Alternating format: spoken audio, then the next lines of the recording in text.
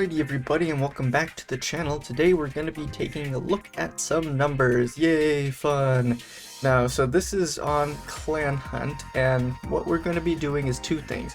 One is we're going to be looking at solely the BP of Clan 1 to Clan 2, as well as a look at the damage numbers that our clan did for the second clan hunt, and we're just going to take a deeper dive into those numbers. But without further ado, we'll go ahead and get started. So here we have our clan hunt 1. These were the top 10 clans, and then I also included my own clan, which ranked, I believe, 31 or 29, something like that during the first one. So from there, here was our averages. It was in the 50s for most of the clans. Some of them were just higher than others. We have some dark horses, but overall it was a fairly even spread throughout here. Everything is ranked highest to lowest. If we have the top 30%, we have the middle 30%, and we have the bottom 30%. Names have been removed, we aren't keeping track of those. And then there was some other differences here. So what was the highest to the lowest within the clan? So 33.7 and 125 as an example. Then we did what is the average of the top 34%, the middle 34%, and then the bottom 32%, just because it's an uneven number. We can't divide 32 by 3 very well. So these were the numbers from the last one. So they were all, again, smaller numbers that we were dealing with. And now here we have the numbers for the last clan hunt. So we have some big numbers, and then if we look at the bottom 1, 2, 3, 4, 5, 6, 7 of the top 10 clans were the same clans that were in top 10 in the last one. The clans that were different is Bloody Rose, WGSB Lemon, and Vampy Cuts. These were the three people who are new to the top 10. And so without further ado, we'll take a look at some of the numbers. So out of all of them, WGSB actually had the highest BP out of all of them. And then we have the WGSB Lemon had the lowest BP out of all of them. I thought that was pretty interesting. So first highest was WGSB, second highest was Eden, then third highest was Sin. Then we could look at some of the numbers. So the biggest or the high-low difference, we had quite a few big differences. Montelli had the lowest difference, so all of their members were about the same, where the highest difference was actually in Sin. We had like 120 BP gap pretty much between our highest and our lowest. But if we look at the top 34%, we have Eden and Sin were almost about the same. Sin had the highest, top 34% out of everybody, and then next was WGSB. And we have the middle 34%. So for this one, it was WGSB had the highest middle 34%, and then it went Eden and then Sin. Then we have the bottom 32%. So the bottom 32% is gonna be MP Cuts, WGSB Lemon, and then Nameless A. I was like, oh, all right, that's some pretty interesting numbers. And then for these numbers, it's the first clan hunt to the second clan hunt difference based off the average.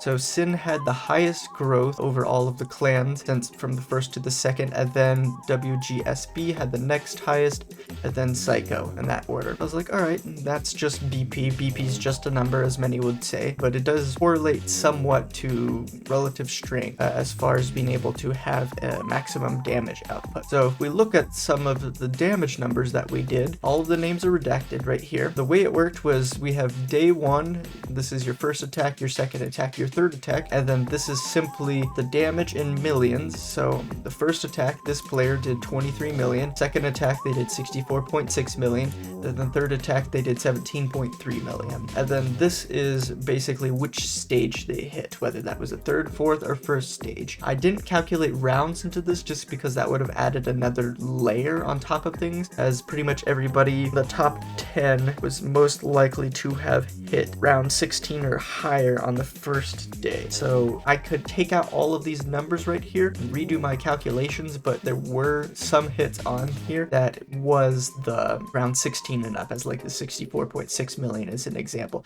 That was one of the higher hits on the first day because of that was in round 16. So basically we have our first day is here, we have our second day is here, then we have our third day is here, our fourth day, and then we have our 5th and final day here. So based off of those numbers, I calculated some more numbers off to the side.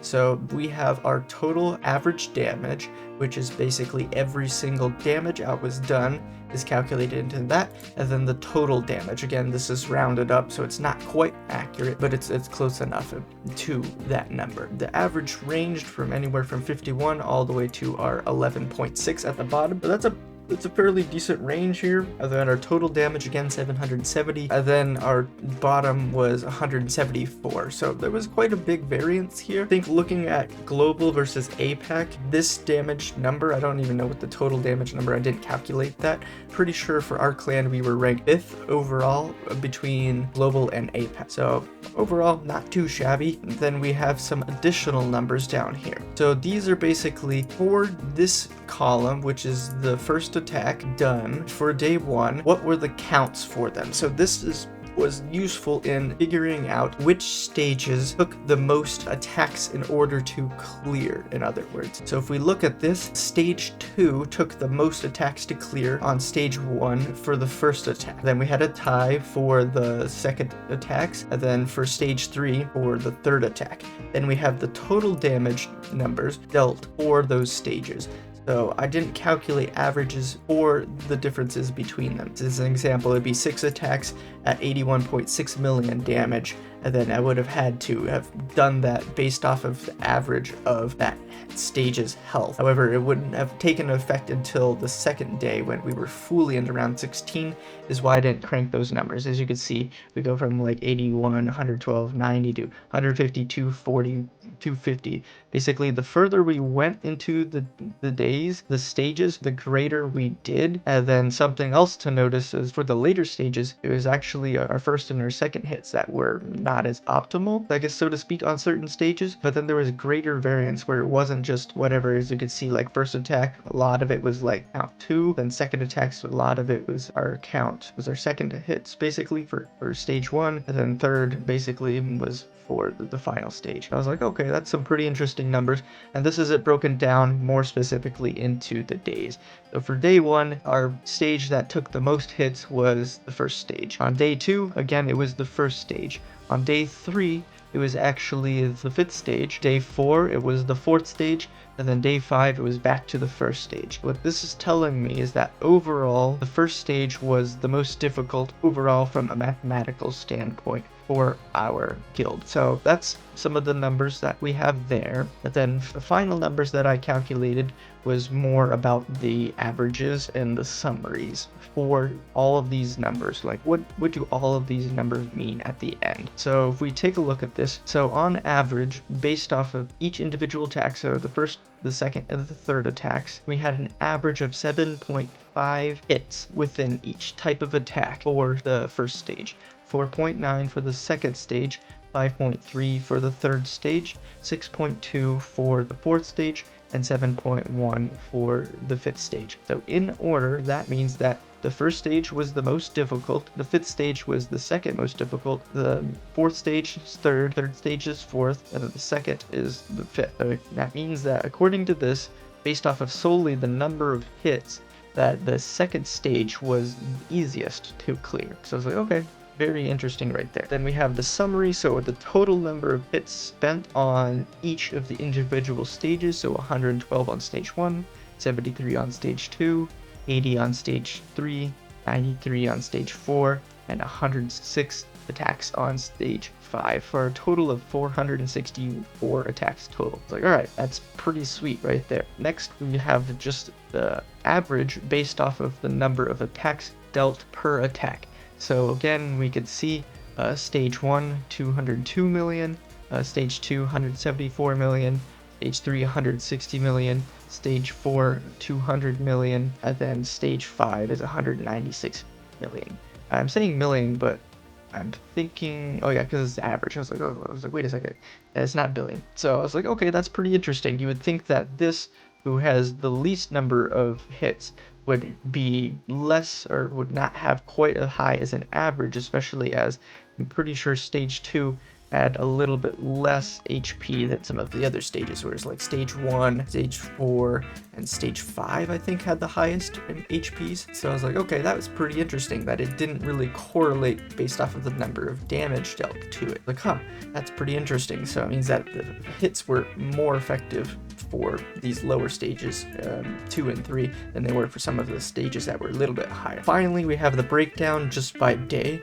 So on average per day, 22 of the 96 was being spent on the first stage, 21 of the 96 on the second stage, 18.6 of the 96 was spent on the fourth stage, so on and so forth. So 16 of 96, 14.6 of 96. It's not going to quite add up to 96 just because we were missing some hits. So on average, we hit almost 93 hits as a clan. We're like, okay, sweet. Then we have the final numbers, which is basically the summary of average for each of the different days. So we did about 608 million total across all of the days, based on the average 524 or 522, 482, 601, and 589. So I was like, okay, sweet, it is matching exactly what we had here, and then the total was this number right here. So that is kind of the summary breakdown of it, and it does match with the Clan Hunt guide that I made, in which that the best teams for T. Aona to do was for stages 2 and 3. So if we look at that, I was like, okay, that's kind of correlating where T. Aona able to one-shot, so it makes sense that we would use less attacks on them. Next two stages was the DOT teams, which was 1 and 4, they were able to one-shot, and DOT was also able to do a great amount of damage on stage 5 as well. I was like, okay, that's correlating as well, but what was interesting was that stage 1 just had so many more hits needed on it than some of the other stages. I was like, okay, I wonder if some of that correlates to the first day, but I was looking at it, I was like, okay, you know, that does make sense. As the first and second days, we spent the most hits on them, they're kind of our outliers, and then on the subsequent days that amount dropped dramatically. While as an example, on the second stage here, amount of hits are relatively the same. It drops a little bit on day 4 and 5 because we're better able to do one shots, and then stage 3, again 18, 13, 15, 18, 16. Again, that stayed fairly consistent. Stage 4, 17, 17, and then it actually went up on days 3 and 4, and then it went back down to its baseline. It was like, okay, something happened on day 3 and 4 for these ones. Then for the 5th stage, 19, 19, again, day 3 and 4 just were not optimized as far as attacks. Then it just remained really high. It was like, huh, okay. I guess day 1 and day 2, you know, those were the newest days. So if we look at maybe day 3 and 4, days 3 to 5, that might give us a better outlook. And so I'd be curious to see what the other clans did. I 100% doubt that any other clan did anything remotely similar to this. They might have tracked their numbers in their hits, but I don't think they would have run calculations on the side. So yeah, so this is the numbers breakdown for Clan Hunt and how it correlates. You can't see, but there's like 50 bajillion other sheets in here that we used for calculations for our clan and planning and optimizing other strategies and such. So yeah, hopefully this was a little bit insightful. You know, it's not the most pertinent information, but it was just an interesting look at numbers, and I enjoy looking at numbers, and as all of you know, if you've seen my spreadsheets, you know I like the numbers. So we'll go ahead and end the video there. Thank you everyone who stayed the whole time and took a look at all these numbers, and we'll look forward to seeing you all in the next one.